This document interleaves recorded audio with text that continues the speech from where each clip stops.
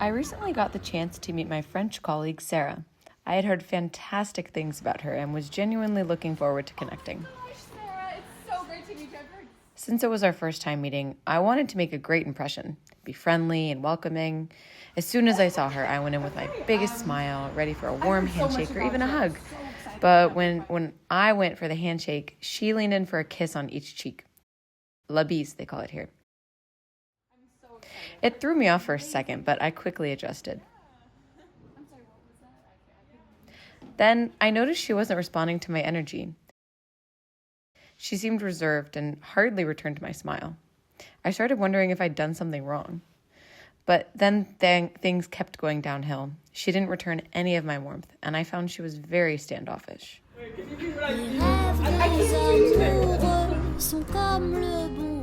When I first saw Mary-Kate, I was taken aback by how loud she was, especially in such a public place. She should know that in France, we tried to be a bit more subtle, especially in quieter areas like this office. I felt so self-conscious as people around us started to look over. And then she tried to give me a handshake. Right away. Here, we usually greet each other with la bise between colleagues, so I went for that instead. It felt like she didn't really understand the customs here. It made me feel really uncomfortable.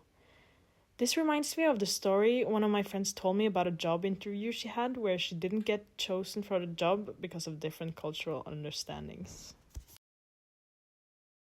As a manager, I'm always looking for candidates who not only have the right skills, but also align with our team's values.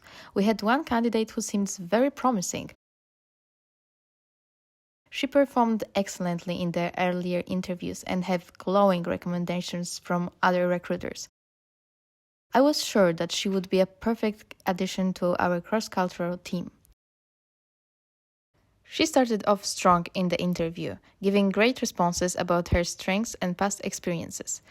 But when I moved to a question about values, a standard part of our process, her response caught me off guard. She seemed uninterested and dismissed the question as if it didn't matter. To me, values are a key predictor of how a candidate will integrate into the team, their approach to challenges, and how they'll represent the company.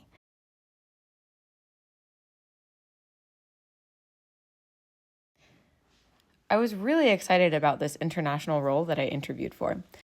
I went through multiple rounds of interviews where I shared my experience and skills.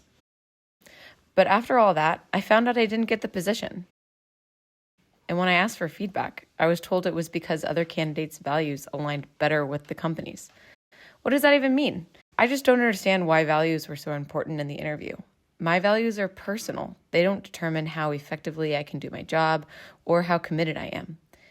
The interviewer kept steering the conversation toward aligning with company values, but I preferred to focus on my experience and skills, showing that I was serious and ready to contribute to the company. My American friend Emma just started a new job. Maybe I should ask her what the working world is like for non-French people. Today was tougher than I expected. I was so excited to start strong, but I felt like I was just stumbling through my onboarding.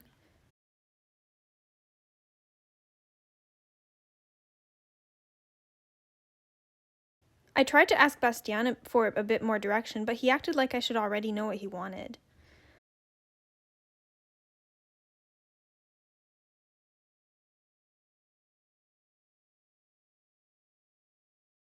I felt lost, honestly.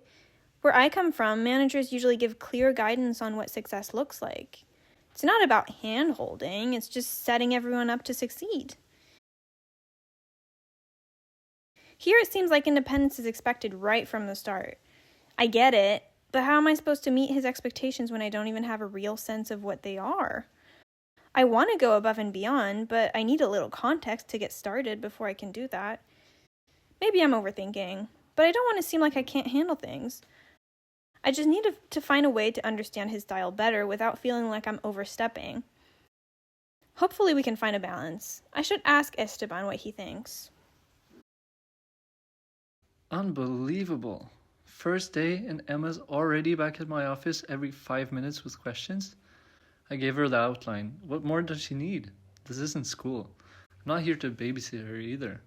I hired her because I thought she was able to think on her feet, not expect a step-to-step guide on her first task. I mean, come on. I know in her culture, maybe they're used to managers giving tons of instructions, but that's just not how we do it here. This job's about independence, taking initiative, and if she can't handle figuring things out on her own, she better step up soon. Come on.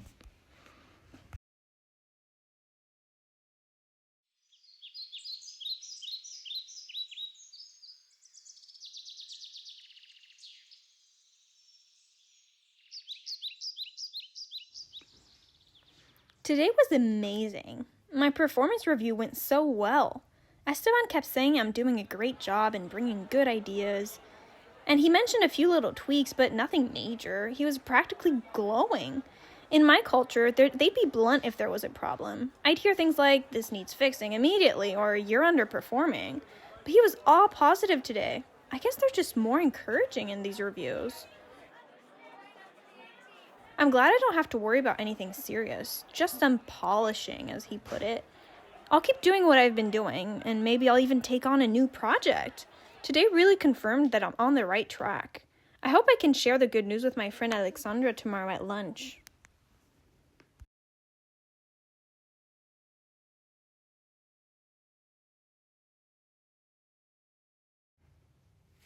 Well, that actually went pretty well. I was worried that giving Emma feedback would be tricky, but she seemed to take it in stride, and she didn't seem upset. In fact, she looked motivated. I could see she understood my hints about needing to polish her work a bit. It's nice to have an employee who doesn't get defensive and who's willing to make adjustments. Hopefully, she'll take this as a push to work on those small details. I'm a great manager. I can't believe Bastian isn't answering. I know he has his phone with him and this project is crucial for the company. Why isn't he getting back to me? I've been calling him and texting for hours now. Where is he? I would really need some feedback and help on this before sending it to the client. And they're getting impatient. Oh, work messages during lunch? Can't I be allowed to enjoy my lunch without having to think about work? Can't anyone respect boundaries? It's just a couple of hours, for crying out loud. She'll survive for 2 hours. It's not like the client will explode if we don't send this immediately. Come on. Oh, finally. I thought he was never going to reply. I'm sorry I didn't answer you earlier. You know, here lunch is sacred, and the client knows it too. You should really try it out sometime, even though you're not used to it in your culture. It's important to me to catch a break without having to think about work for a few hours. I know the project is important, but so is my lunch. I just really wished you would have at least answered my call. I'm sorry for being so persistent, but the clients were really pushing for us to send over these project details. I didn't want to leave them waiting since it's such an important project and the client for us. Yeah, and do gestures and like...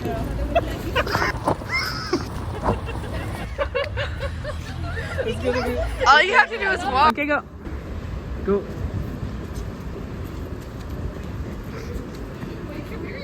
Thank you.